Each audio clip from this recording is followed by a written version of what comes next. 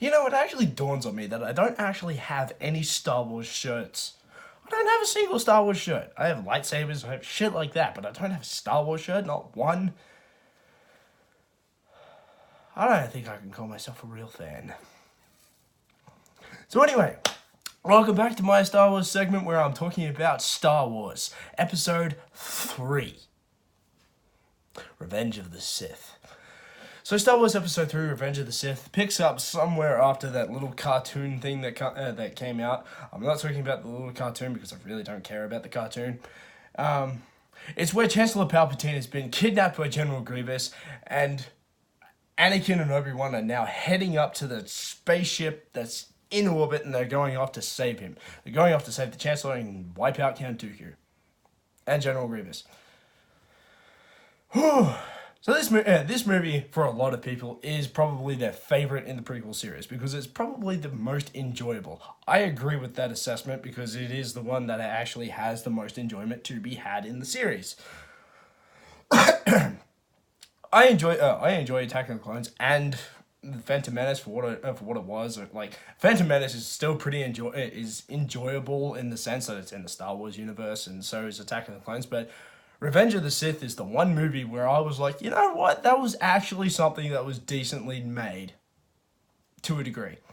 There are plenty of moments where it's just like, why did that happen, or why is that character going over there? But we'll get to that. Some of the things that I like in this movie. One, the action. The action is brilliant in this movie. The action is actually probably better than the rest of the series. The rest of the prequel series, I'll add in there. It's only because that not only is the action a lot better, it's also the visuals are a lot better. Because in the last two movies, the visuals were abysmal. My God, those visuals! I rewatched the prequel series just a few days ago. I was like, those visuals. But then I watched Revenge of the Sith, and I was like, completely different story. The visuals are so much better in Revenge of the Sith. It's actually stunning. The opening sequence alone, where Obi-Wan and Anakin are in their ships, and they're like, where they're just flying through the biggest ships, and it's just like, that is art right there. Like, whoever made that, good job. Like, just good job, because that was beautiful. Another thing that I like in this movie is also the actors. Like, I've always said throughout the prequel series is that the actors are actually really, really good. Like, you take any one actor and you're like, that is just they're a good actor. They're given what they're given, but they're doing well with what they're given. So I give them props for actually being able to pull off what they're actually given. People give Hayden Christensen a lot of shit for this movie. They give him a lot of shit for these movies, and I'm like, he doesn't really deserve that much crap. I mean, he was given terrible shit to say, do, act. That was just what he was given. And, like, he did the best with what he had. Ewan McGregor did the best with what he had, Natalie Portman, Samuel L. Jackson. But yeah, this movie does have a lot to like in the movie. But the things I didn't like in this movie, Shakespearean bullshit drama, like when Anakin and Padme are just like sitting on the porch together, and she's just like, I just want to go back to Naboo. Well, we have nothing but our love, and it's like, you really need to stop talking like that. That is just abysmal. Why would you say that? That's just weird. But then there's also like weird character stories, like why did that person go there? Like, why did Yoda have to go to Kashyyyk? Why did Obi-Wan have to go after General Grievous? That was like, you watch that little council meeting where they're just like, okay, who should be the one to go after General Grievous? Obi-Wan, you should be. You go. I don't know why that has a weird accent, but it does. Anyway, and it was like they pulled his name out of a hat. They were just like, and Obi-Wan, you are going to General Grievous. Go beat him up. Go kill him. It was just a literal name pull out of a hat, and off he went. And then Yoda was just, and then another council meeting session is just like, well, we do need to look after Kashyyyk. Any ideas? And then Yoda's just like, I will go. To Kashyyyk I shall go. I've done better Yoda impressions in my life, believe me. That was just horrible. But yeah, weird character arcs where people are going off on random quests, and it's just really strange. It's just really strange. It's like, why did that person go there? Why are they doing that? When like, it could have been a little more precise, a little more concise. Like, give them an actual reason to be there. And the only reason that Yoda and Obi-Wan aren't there is because, well, originality-itis or whatever. You were in the original trilogy, therefore you cannot be in the Jedi Temple when Anakin turns coat and just kills everyone. Sorry, that's how it's going to go. Enjoy General Grievous. Enjoy the Wookiees.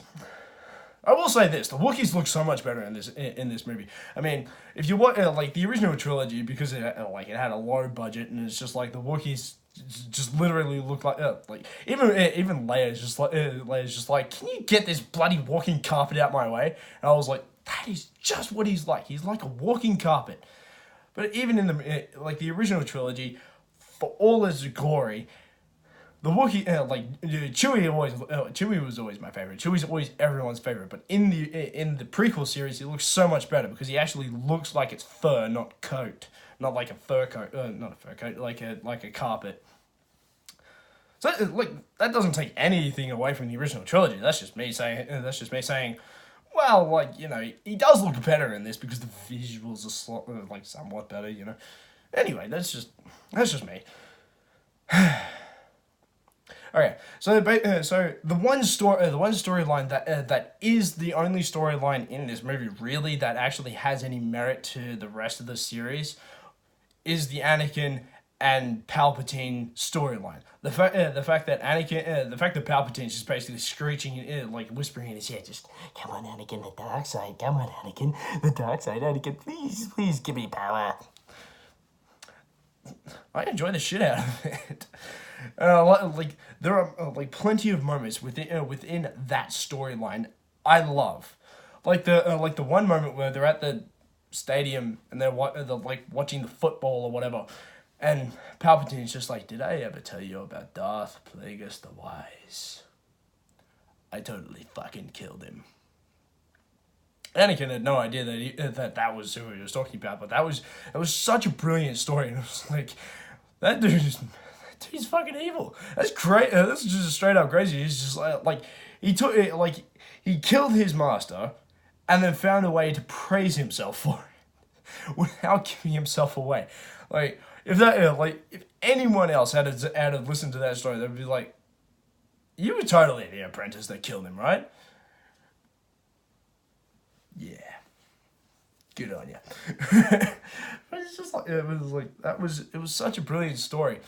And there were definitely moments. There are other moments that are great in that storyline. Like when Anakin's he's turned Palpatine over to Mace Windu, and he's in the Jedi Council, and just ambient music is playing, and he walks up to the window, and he looks out, and Padme's at her window, and they're looking out, and they're looking at each other. You can tell they're looking at each other, but they can't actually see each other. And there's nothing being said. It's just them staring out a window, and you're just like, yeah, that is a big moment, right there. You can tell, you can really feel Anakin's pull between what is right and what he has to do in order to save the person he loves. All right. So this is the part that's probably gonna lose me the fans of the original series and gain me the fans of the prequel series. Okay. I believe Anakin's turned to the dark side.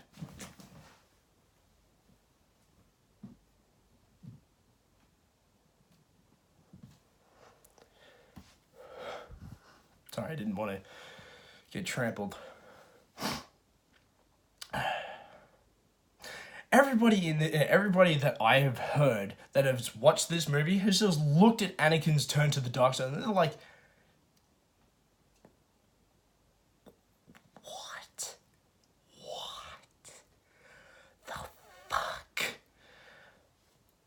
And when he like, I guarantee it's the moment where he's like sitting on his knees and he's just like, I pledge myself to your teachings.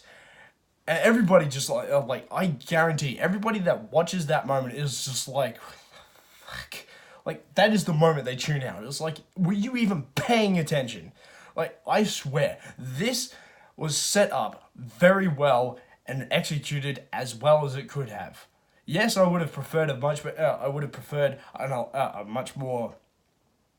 No, actually, I actually prefer what we got. I don't know how it is in like the legends and laws of all that shit that has come out like before this stuff, because it's like apparently there was stuff that came out before this that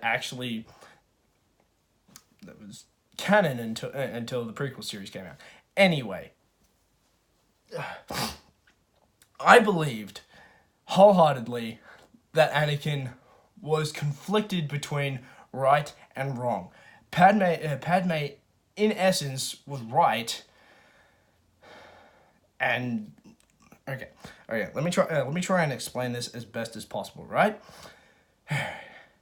In that moment, he had to decide when Mace Windu had the lightsaber at Palpatine's face. He's like, you.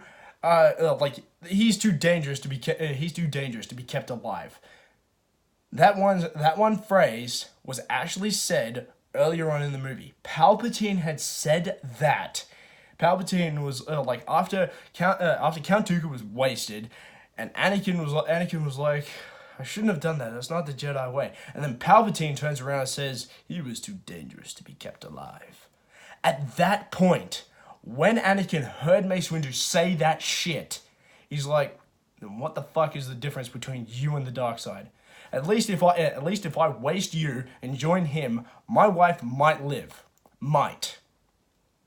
And like I do wholeheartedly turn around and say, yeah, I get where a lot of people are coming from, where it's like, if we work together, we possibly could figure out the secret to save Padme's life. And it's like, you literally said 15 minutes ago that you knew how to save her life. That's probably the only thing that had me going, huh?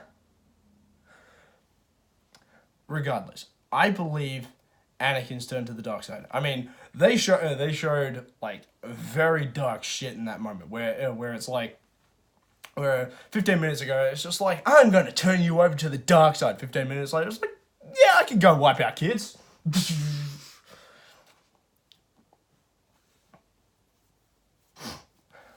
But I get it. I understood his turn to the dark side. I got where he was coming from. I believed it.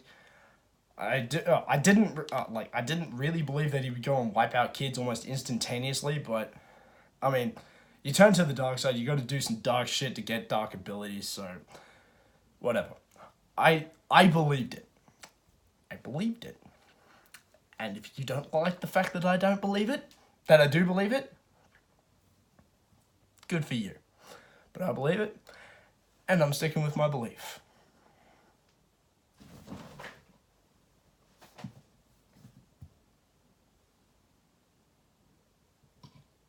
You're not gonna kill me? Okay, cool. Okay.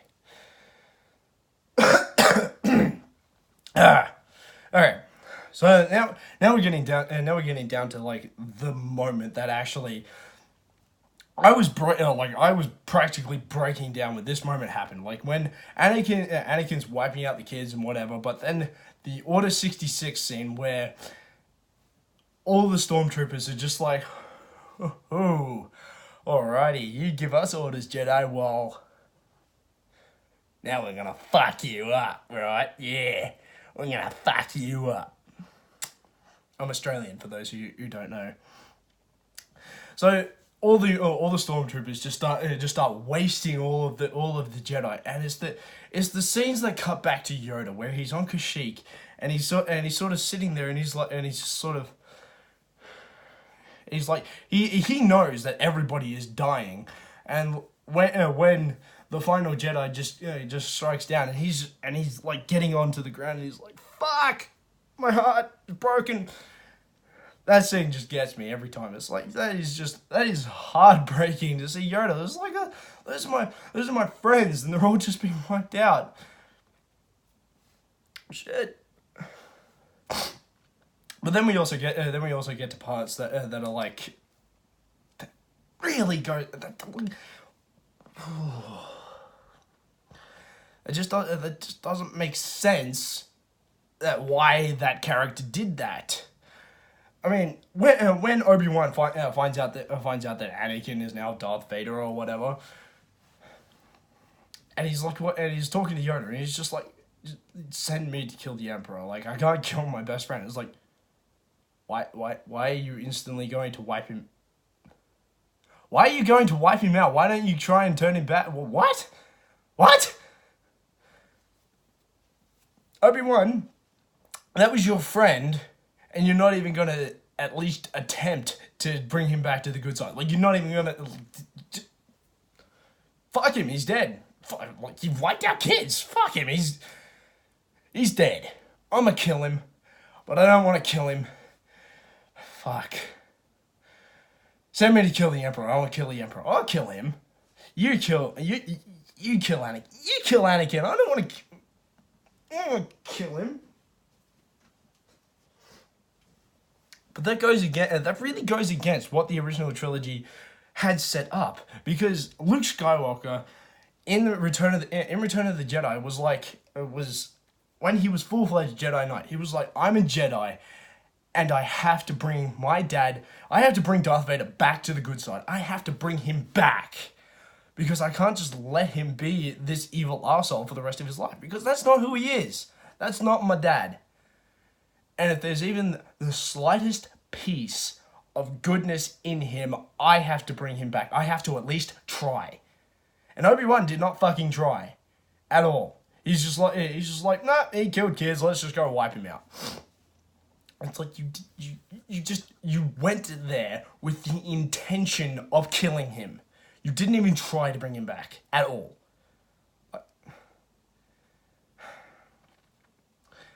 But that does lead to one of the most one of the most best fights in the entire saga. Like Obi-Wan versus Anakin, the entire fight that has been building for an entire trilogy, an entire 6 movies technically, the entire trilogy. These two are just like you will try, and they just jump over it, and they're just like, it is choreographed to fucking shit, but it is beautiful. I fucking loved it, but. There is a point where it's just like, okay, this is just taking a lot of time. It's the same reason why I can't watch John Wick Chapter 3, because there's just so much. Like, during the final climax of John Wick Chapter 3, he's fighting the same dudes for like 15 minutes. And it's like, can you just please stop? Okay, kill them already. We get it.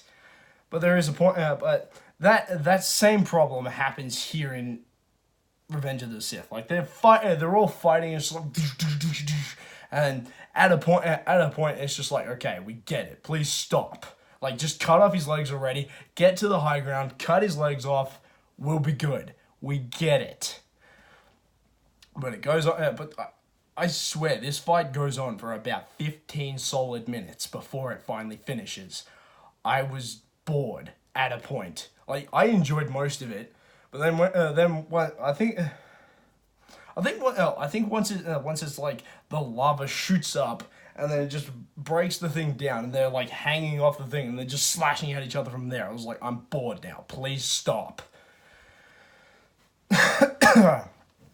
Even like, the one fight I don't really like is the fight between Sidious and Yoda, because those are two Jedi and Sith characters that never needed to use a lightsaber. They only ever needed to use the Force to be able to be badass.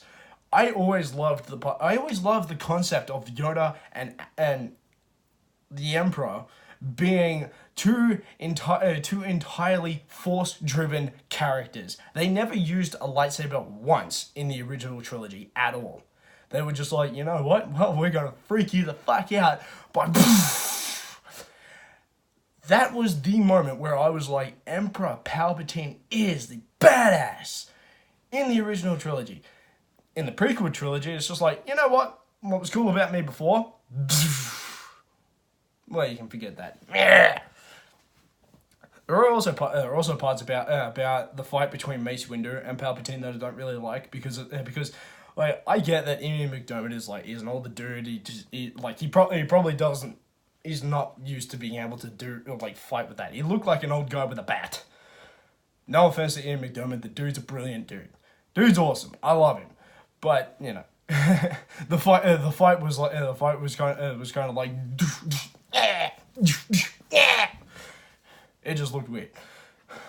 But overall, I do like this movie. I enjoy this movie. This movie did show a lot more of Anakin and Obi-Wan's friendship before they actually went down into the spirally pit of I'm gonna fucking kill you like right now.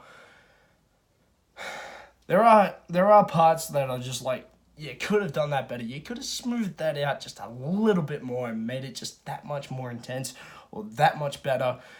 But overall, it's a great movie. It's a good movie.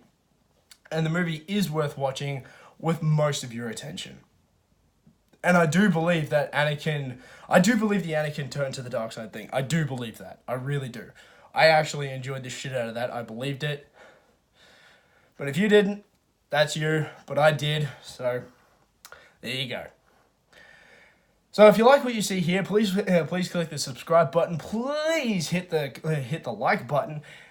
Even throw a comment down there. And if you actually got through all 21 minutes of this or 22 minutes of this, I like you too. Please stick around. Please.